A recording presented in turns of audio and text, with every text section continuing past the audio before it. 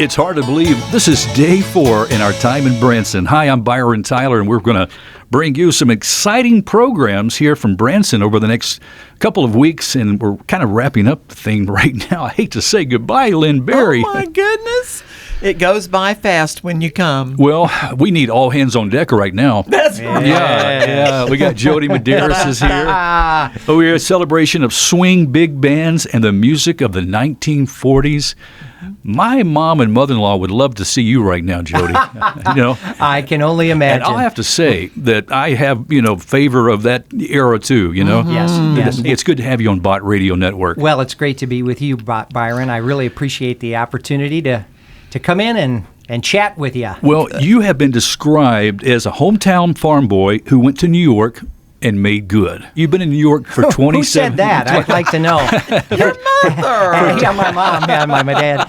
That is true. I grew up on a 100-acre farm in Pemberville, Ohio. It's a beautiful part of the Buckeye State, and we have the Portage River is right along the farm. And so we grew up with cattle and sheep, a lot of sheep. Yeah. And, of course, we're soybeans and corn are the crops and wheat and so forth. Tell me about some of those farm manners that you took to the Big Apple with you. Oh, golly. Well, where do I start? My grandma Medeiros, June Medeiros, who's no longer with us, my grandma Medeiros probably is the one to blame because she was very, very much all about being united, the American way of being united. And my grandfather, Adolf, that was his name, Adolf Medeiros, was Lieutenant JG in the United States Navy, and he taught swimming. We need to back up. He was an immigrant. He was born in Győr, Hungary, which is just west of Budapest. I've actually been to the house where he was born several years ago, and of course they came through Ellis Island from 1909 to 1911. 3 different trips the Medeiroses came here. They went through Ellis Island. Actually donated to Ellis Island in 2001, and my grandpa's name is on a plaque outside. It's kind of nice. But they made their way to Ohio, as many Hungarian immigrants did. And from there they worked and worked and worked. That's really the American dream, right, Jody? Absolutely. Oh, yes, absolutely. Yeah. Absolutely. And then around the 1920s, early 1920s, my great-grandfather, Istvan in Hungarian, Stephen, was able to purchase the farm. Oh, and so we've had that farm since the 1920s. Right. And it's just beautiful, Where did the music and the song, the dance, where did that infusion come in the family? Have you ever heard of a record player? Growing up with Grandma and Grandpa Medeiros and my Grandma and Grandpa Walston both had record players. And they loved Glenn Miller, the music of the 1940s, Tex Beneke, Benny Goodman, Frank Sinatra, Bing Crosby, Der Bingle. So I grew up hearing all of that, and I spent a lot of time with my grandparents. Your grandmother was extremely active in the American Legion Auxiliary. You got some history there. And the DAR. And part of that is really what helps create all hands on deck. Yes. I can hear my grandma right now say, it takes all of us. In a small town, Pemberville, Ohio, we all know each other. We knew each other. We helped each other. The farmers help each other. In the school, Eastwood High School, I went to a fantastic school in the state of Ohio. The teachers, the students, we all helped each other. We didn't have a lot of the problems that maybe our society has today. And so I do believe I am blessed because of that. Yeah. Generation of our grandparents is known as the greatest generation, Yes. The men and women who sacrificed, who served, really to give us the freedoms that we share as Americans today. That's really a missing ingredient, as you say, for this generation. Do you think we can get back to that unity for America? Absolutely. All we have to do is become aware that we need to do it. I think it's really simple, meaning younger generations need to become aware. We need to make them aware of the great value of the greatest generation, the great value of our American history, what we've learned so far, so that we can take it forward. And I often think about the crank. Never throw away the crank. They say, on the farm, say, where's the crank for the farm all? Yeah. You never throw away the crank because you never know when you need it. Yeah. I think it's very important. I think that's a great point. Well, you did your research. This show was very thought out. When you looked at the former Hollywood stars, that era of time, and how they were used so instrumentally to boost the morale of America during wartime. Yes, yes. One of the things I did, living in New York for 27 years, you get to go to a place called Lincoln Center for the Performing Arts. You can also go to the Paley Center, which is all about television history. It's a fantastic place.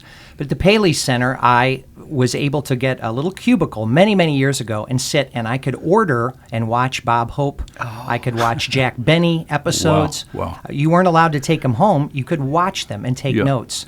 And that's where I learned of the Hollywood Victory Caravan. And that's really what has helped you to design, to bring this to Branson? Yes. How did you make it actually happen? Well, it's one thing to get the facts, but to put the facts, on stage. Well, the first thing is I made a decision in 2009 that I was going to write my own show. I just made the decision. I carved the time out, and I said to myself, what ground does Jody Medeiros walk on that no one else walks on?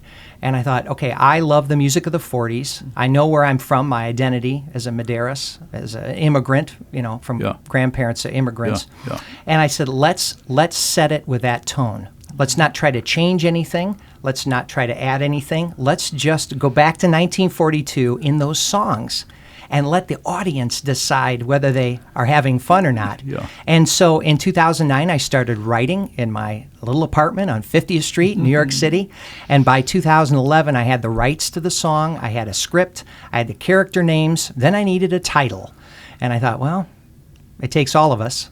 All hands on deck. My grandpa was in the Navy. It seemed like a no-brainer.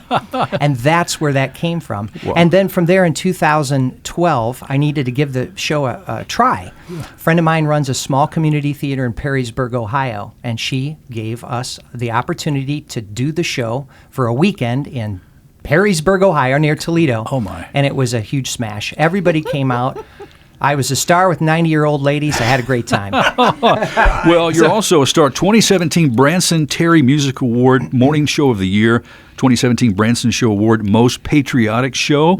Yes. You're the singingest, swingingest show in town. Yes, Santa Claus at Radio City coined that phrase. He really did. Our friend John Paul, who plays Santa Claus, he came to see us at the Westchester Broadway Theater in Elmsford, New York, a couple years ago when we were out on our tour dates, and he said, this is the singingest, swingingest show on the road. Tell me about Valerie Hill. Oh, golly. She's my sweetheart. Yeah? Yeah, I get emotional when I talk about Valerie. Valerie and I have been friends for years before we decided to spend more time together. And she plays the role of Betty Blake in the show. She's also an associate producer of the All Hands on Deck show. And she keeps me going. She's the wind beneath my wings. Okay, so how many times you do the show? Where's the show at throughout the summer? Because folks are planning their summer vacations right now. Yeah. Well, the All Hands on Deck show is right now in Branson, Missouri at the Dutton Family Theater right on the Strip. We perform mornings only. I'm a morning show guy. Always have been. Buck Trent did an 8 o'clock morning show, and I don't know if he still does or not, but I remember getting up bright and early, and I thought, that's so early to go to a show. It was an exciting show. I mean, 8 o'clock in the morning, and I don't know what time your show is, but 10 a.m. That gives you a little time to drink some coffee. Well, it does. And one of our sponsors is Maxwell House Coffee. That's perfect. Perfect. So tell me about the show. Yeah, well, and our other sponsor is L&J Plumbing Supply of Branson, Missouri. I should mention that too. But the entire show is an authentic road show and radio broadcast, which is right up your alley. I love that. From 1942. So Act 1 is a road show, all those classic songs from the 1940s, a fantastic sing-along, a lot of great Broadway-style tap dancing. And then in Act 2, we turn the stage into a live radio broadcast. So our audience becomes a studio audience. We teach them how to applaud and all of that jazz. And it is so much fun. Well, that's what makes Branson fun, because you get to engage and interact with the shows. You're not just being entertained. You're part of the show many times when you come, and no exception here with All Hands on Deck. So what's the best way to get tickets, and how do you find out about the show? Yeah, the best way to get tickets, well, might I also mention our musicians very quickly. Yeah, is it a 9-piece orchestra? Yeah, it's a 9-piece big band orchestra, and I do believe I have the very best musicians in all of Branson, from our woodwinds to our brass to our rhythm, everything. And to To get tickets, it's very, very simple. You can go to www.allhandsondeckshow.com. You'll find our schedule, a ticket link there, or just simply call 417-332-2772, and that's the Dutton Family Theater box office. You got a couple little lines you might want to sing for us? Oh, my gosh. Pardon me, boys, is at the Chattanooga Choo-Choo. Yes, yes, track 29. Oh, you can give me a shine. How's that? I love it. Thank you, Jody Medeiros. Thank you so much. Thanks, All Hands Byron. on What Deck. a treat. Great to be with you. Again, the website is allhandsondeckshow.com. Come see us. Thanks, Jody. Thank you so much. God bless.